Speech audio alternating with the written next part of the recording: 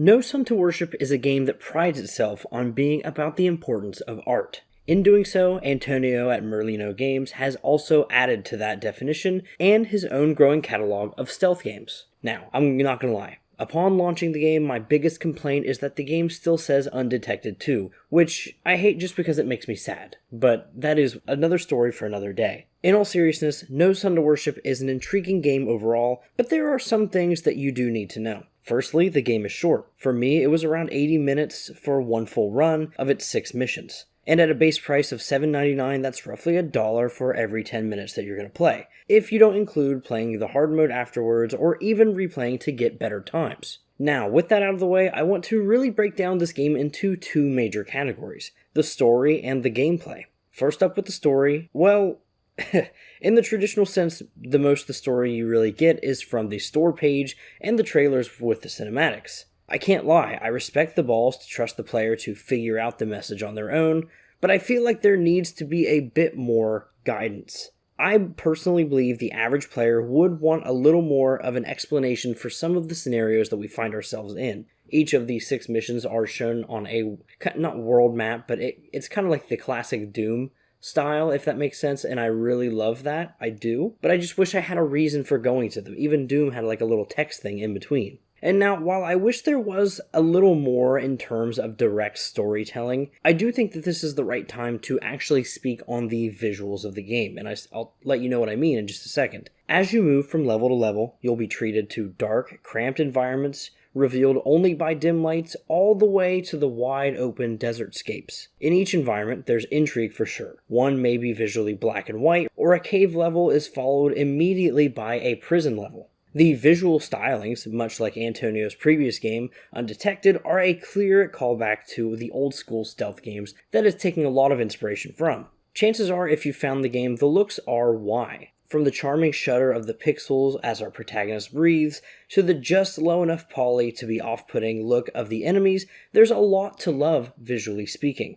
The use of less colors feels definitely deliberate with the theme of things, but the game also has its moments of vibrancy too, and I absolutely love that. Ultimately, this is a grim world, and whether it be the enemy designs or the locations we sneak by them in, it really sells that vision. To me, the story here isn't exactly what I would want, especially compared to Undetected with a wide, expansive world, though I respect the idea behind the decision all the same, especially with the idea of this kind of being a smaller scoped game in a lot of ways, and kind of a branching out into that third person style. But as we move on to gameplay, this is where I think it's completely sold for me and a lot of people. If it wasn't entirely clear, No Sun to Worship is a stealth game through and through. You have everything you need: crouching, sneak takedowns, and of course the bad aiming.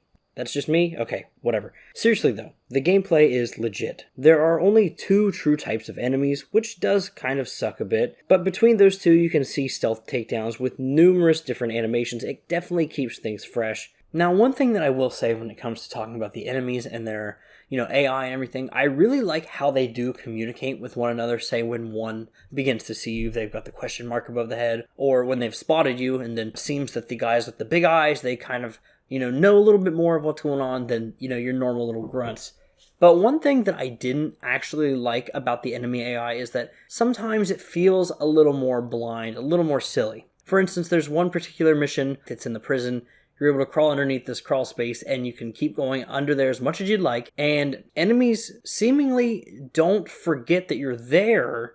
Like, they know to run up against the way. Obviously, they can't crouch, and that's fine. I'm not saying they should chase you down in there or anything, but the crawl space, I don't know if it's a visual thing that's throwing me off, but it's so high up off the ground that they can straight up just see most of the way down this tunnel. And they could shoot at you, and every once in a while they will, but they usually don't, and it's very bizarre. I don't know how to put it, but it definitely takes me out a little bit. But thankfully, I really only ran into this on that one mission, so it's not something that plagues the whole game either, especially with the runtime of about an hour and a half. Now, if you don't want to kill, you can lean more heavily into the stealth. As I said, you can shoot out lights, security cameras, and you can even take cover and move through the cover of some crawling spaces. Now, the ability to swap shoulders while aiming and peek around corners are also nice additions that make the game feel right and definitely not obtrusive in any way. Now, where I absolutely love No Sun, and even Undetected for that matter in this sense, is how the sound corresponds not only to the visuals,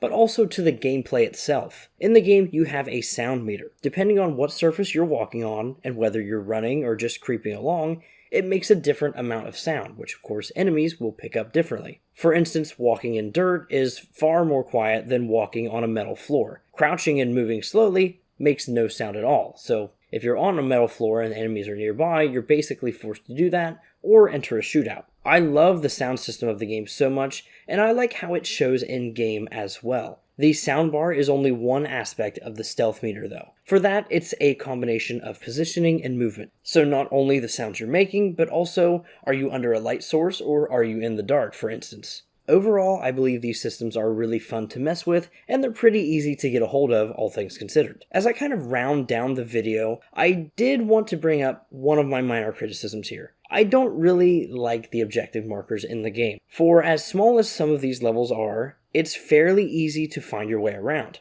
While some areas do get a little bit bigger, I would totally still just be fine with the game telling me how many targets are in the level, and then I had to find my own way. I mean, visually speaking, each of the exits in the level are not hard to miss. You can always see them, even if the game doesn't splatter out exit on the level itself that you can see through walls and everything. I understand this is probably done so people can find their way, doesn't mess up the flow, but you gotta think that this would definitely pad out playtime a good bit, as there's no saving within the levels itself. So if you die, you have to restart whatever level you're on. Imagine then you're doing a little bit of trial and error, trying to figure out where the targets are that you have to kill, and the best route to take out enemies on your way there. To me, that would be a good balance of exploring, while also balancing stealth at the same time, and that would surely make the game much harder by default. Outside of that, there's really not much else to say. To kind of summarize, No Sun to Worship is a really short game whose meaning feels a bit obtuse. But from the bleak visual style that really sells the world, to the plethora of options you have for stealth at any time, it's an experience worth having for sure. Sneaking around, dodging enemies and cameras, only to decide you're an assassin and kill 15 people with stealth takedowns is a lot of fun. Sound design and graphics are definitely a highlight for me, and small issues like markers telling me too much don't really detract from the overall great gameplay loop. At the end of the day, No Sun to Worship feels complete for what it is while also acting as a great testbed for a larger experience. I hope that that's what's next, and the game has really sold me on that idea too. For $7.99 US, No Sun to Worship is a no-brainer for me, and to me it's just stealth done right. And with that being said, my name is Falling Hurts. If you're really interested in another game from Antonio, I really recommend Undetected. It's his previous game. I really liked it a lot. I'll have probably the review linked on this video at some point. Otherwise, it's just a really, really fun time. And just like this one, it's good stealth. But anyways, that's it for me. I'm not going to take up too much of your time. I hope you liked the review. Antonio, if you see this, I'd love to talk to you. And yeah, thank you for watching, and goodbye.